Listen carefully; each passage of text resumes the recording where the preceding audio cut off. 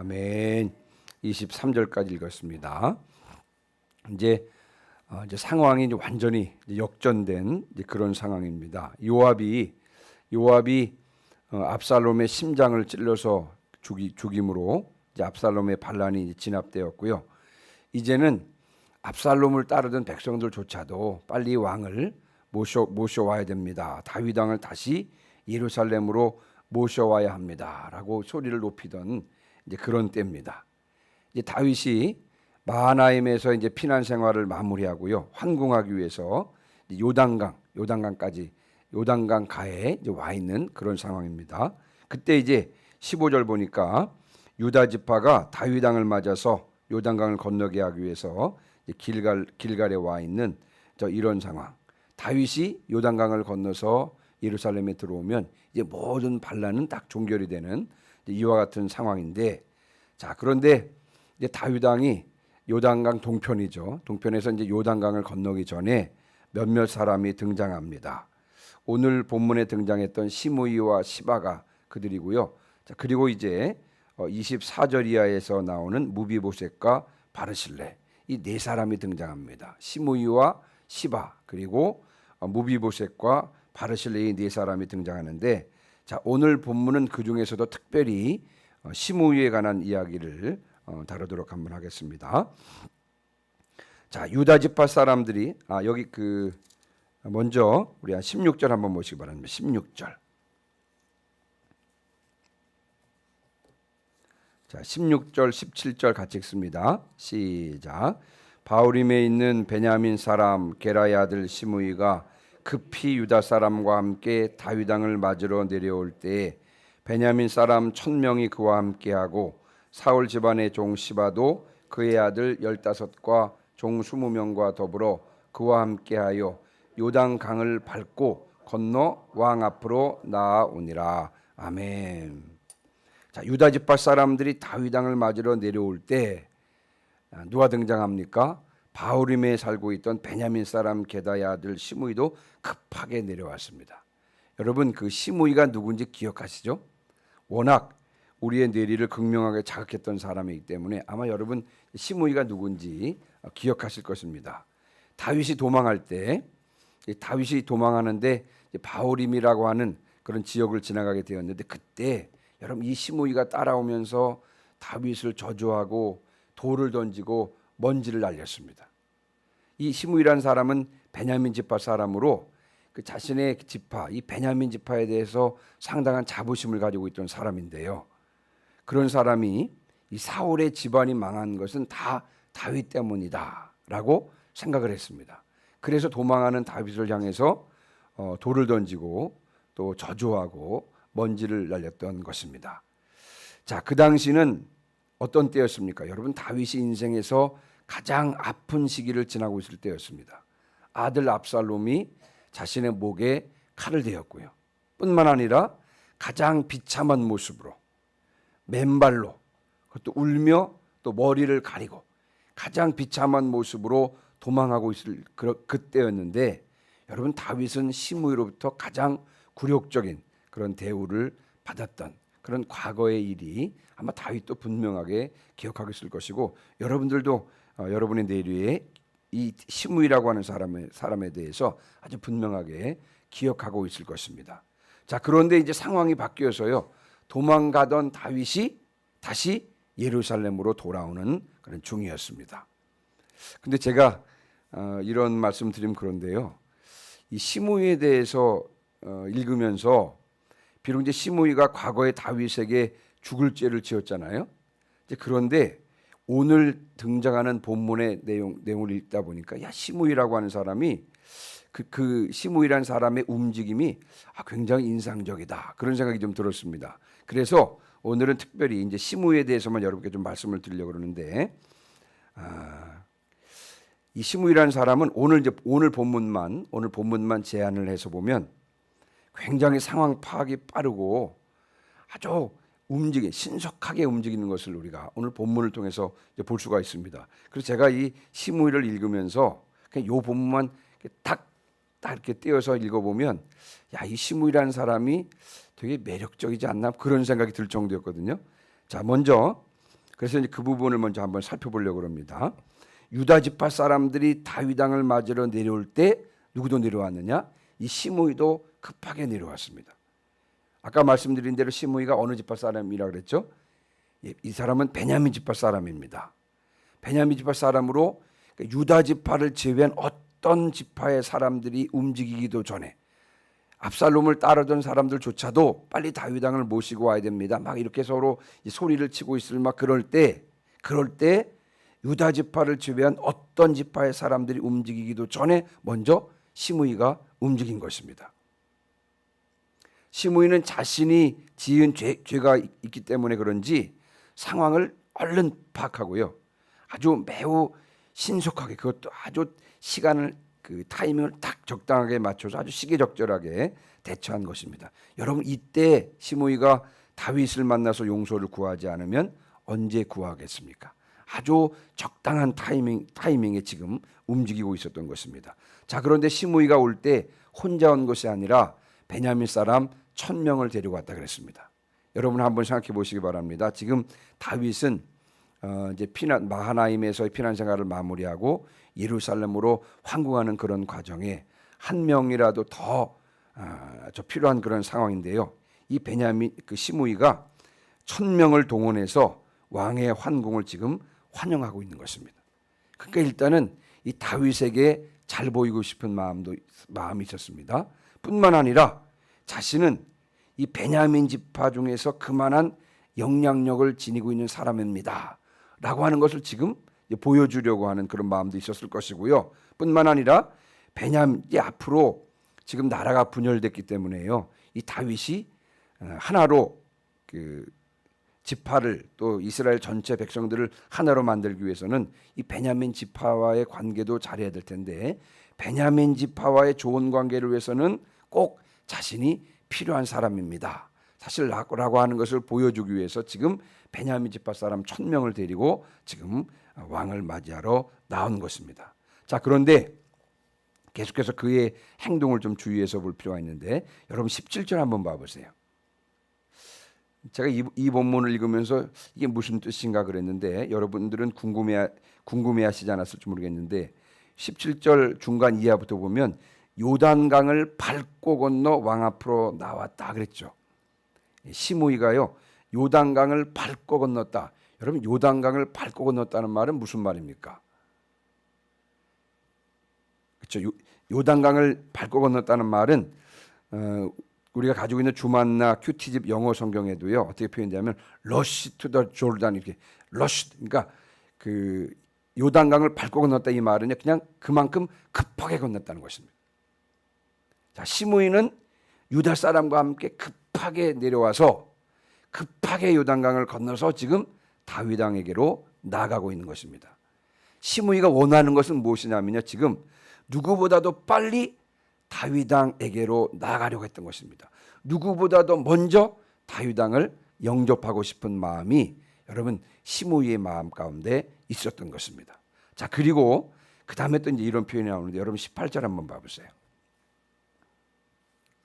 잠깐 좀 설명을 할 필요가 있는데 여러분 18절 중간 이하에 보시면 왕이 요단을 건너가게 할 때에 게라의 아들 시므이가 왕 앞에 엎드려 그랬죠. 여기서 왕이 요단을 건너가게 할 때 이제 우리 성경에는 주어가 왕 다윗 왕으로 나옵니다만 여러분 이것을 이제 원어 성경을 찾아보니까 히브리 성경에는요 그가 요단을 건넜을 때 히브리어는 문장의 주어를 먼저 쓰지 않고요 3인칭으로 그가 요단을 건넜을 때 하고는 그다음 문장 바깥에 주어를 씁니다. 근데 지금 요 문장은 히브리어 성경에는요 단순히 그가 요단을 건넜을 때라고 번역되어 있습니다. 주어가 누군지 불분명합니다. 이제 그런데 전후 사정을 보면 성경학자들이 주장하기를 여기서 말하는 그는 다윗 왕을 말하는 것이 아니라 누구를 말하는 것이다. 문맥상 보면 시므이로 보는 것이 맞다고 하는 것입니다. 그래서 조금 전에 읽었던 왕이 요단을 건너가게 할 때 게라의 아들 시므이가 왕 앞에 엎드렸다. 이 말을 어떻게 번역할 수 있냐면요. 시므이가 요단을 건너자마자 곧 왕의 앞에 엎드려 라고 그렇게 번역할 수가 있습니다. 자, 다시 한번 좀 정리를 좀 해보면요. 여러분 지금 유다 지파가 다윗 왕을 맞으러 내려올 때 급하게 지금 시므이가 베냐민 지파 사람이긴 하지만 급하게 시므이가 내려와서 그리고 요단강도 지금 급하게 건넜고요. 요단강을 건너자마자 곧바로 다윗 왕 앞에 엎드렸습니다. 네. 제가 이것을 보면서 이 시므이라는 사람이 굉장히 추진력이 있고 목표도 분명하고 굉장히 적극적으로 지금 움직이고 있구나, 그런 생각을 하게 됩니다. 자, 그리고 19절 보세요. 자, 19절은 같이 한번 읽어보겠습니다. 19절 시작. 왕께 아뢰되 내 주여 원하건대 내게 죄를 돌리지 마옵소서. 내 주 왕께서 예루살렘에서 나오시던 날에 종의 패역한 일을 기억하지 마시오며 왕의 마음에 두지 마옵소서. 아멘. 예.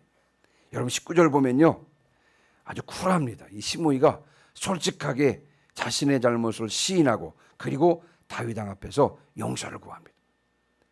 자신의 과거의 잘못 이런 거 여러분 숨기지 않고 그냥 솔직하게 시인하고 잘못했습니다, 용서해 주세요. 지금 그러고 있습니다. 거기에다가 20절 20절을 한번 같이 읽어보겠습니다. 시작. 왕의 종 내가 범죄한 줄 아옵기에 오늘 요셉의 온 족속 중 내가 먼저 내려와서 내 주 왕을 영접하나이다 하니. 아멘. 굉장히 지금 대범하게, 여러분 지금 시므이가 아주 대범하게 행동을 하고 있습니다. 내가 과거에 왕에게 죄지었다는 사실을 알기 때문에 오늘 어느 누구보다도 일찍 내 주 왕을 영접하러 나왔습니다. 그러니까 요거는 제가 덧붙인 것입니다. 성의를 보시고 용서해 주실 줄 믿습니다. 지금 이렇게 말을 하고 있는 것입니다. 여러분 제가 너무 지금 시므이를 좋게 평가하고 있는 것 같지 않습니까? 그렇죠? 제가 시므이를 보면서 예수님의 말씀이 생각이 났습니다. 누가복음 16장 8절에 이 세대의 아들들이 자기 시대에 있어서는 빛의 아들들보다 더 지혜로움이니라. 누가복음 16장 8절 말씀입니다. 빛의 아들들은 우리들이 이 세대의 아들보다 더 지혜로워야 되는데, 사실 예수님의 말씀이요, 이 세대의 아들들이 빛의 아들들보다 더 지혜롭다라고 지금 말씀하고 계신 것입니다. 제가 시므이를 보면서 우리 믿는 사람들도, 빛의 자녀들인 우리들도 이 시므이보다도 더 영적인 상황을 빠르고 정확하게 파악할 줄 알아야 되는 것이 아닌가, 그런 생각을 해보게 되었습니다.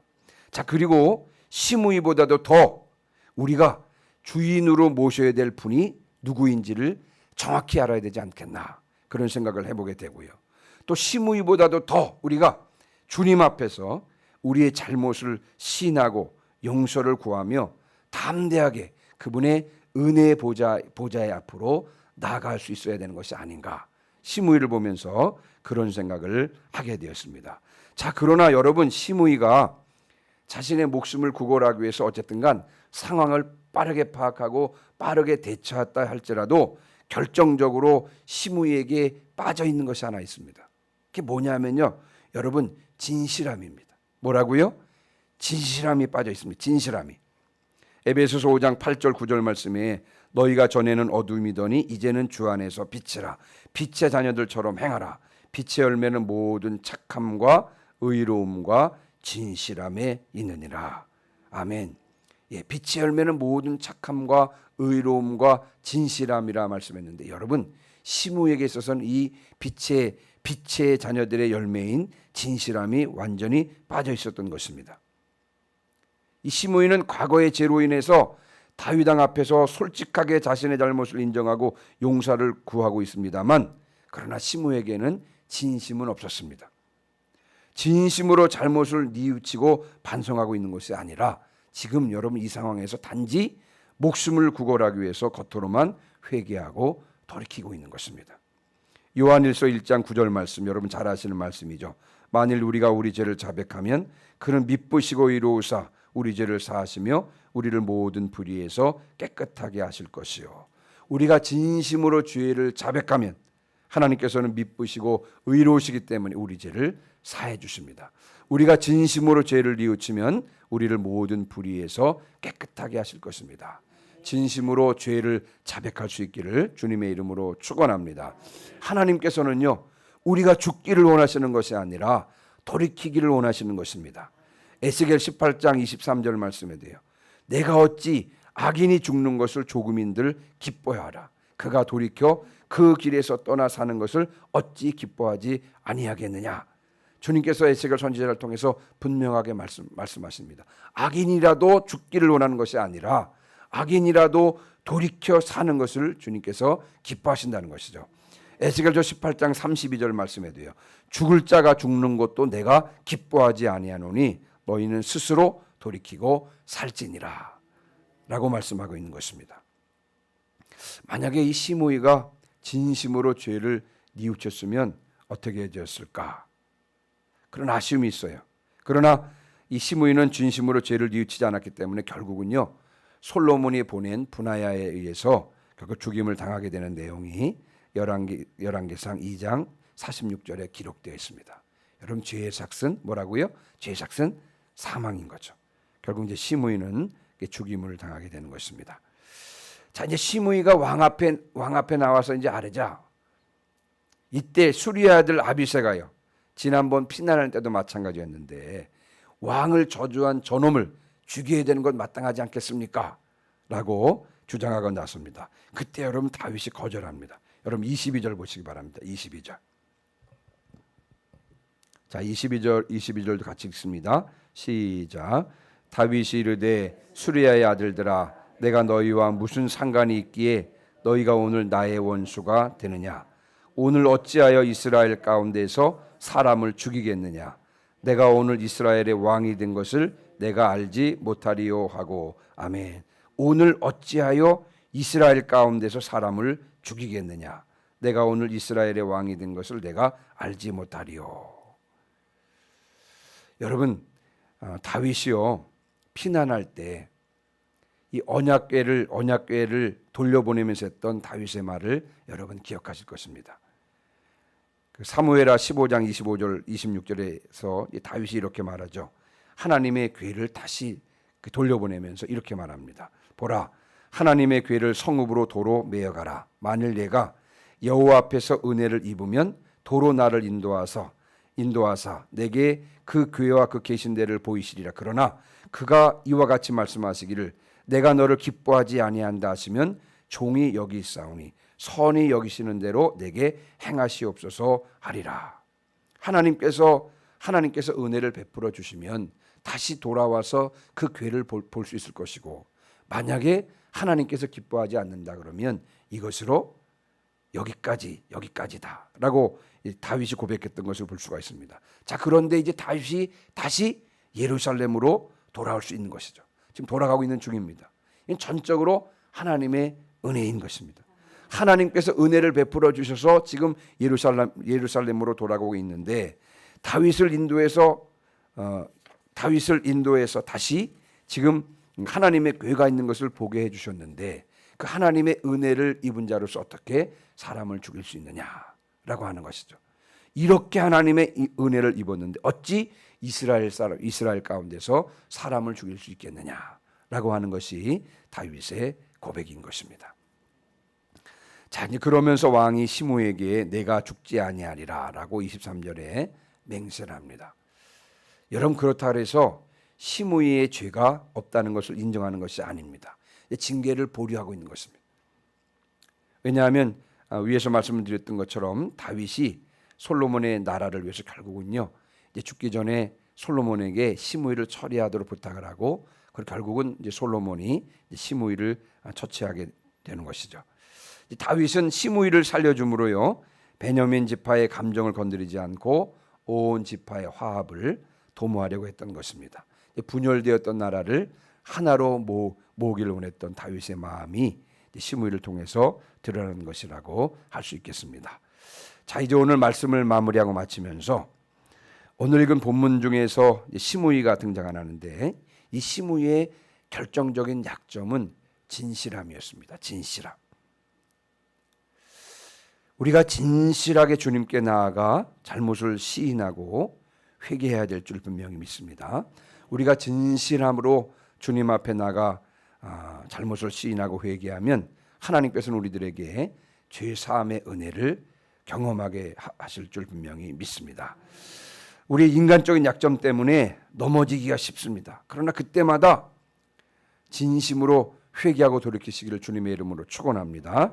주님께서 원하시는 것은요, 우리가 돌이키고 빛의 자녀로서 살아가는 것인 줄 믿습니다. 성령의 도우심으로 빛의 열매를 풍성히 맺는 성도들이 되시기를 주님의 이름으로 축원합니다. 아멘. 502장 찬송하시고 오늘 들은 말씀을 기억하시면서